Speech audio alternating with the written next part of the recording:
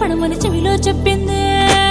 ఈ మాత్రం ఇంతే ఇస్తే సంటే కొట్టేనా, ఓ రెండు మూరల మల్లెల చేతికి చుట్టేనా. ఈ అల్లరి గాలేమో అల్లుకు పొమ్మంది, మాటలతోటి కాలక్షేపం మానేమంటుంది. అబ్బబ్బా కబడ్డీ కబడ్డీ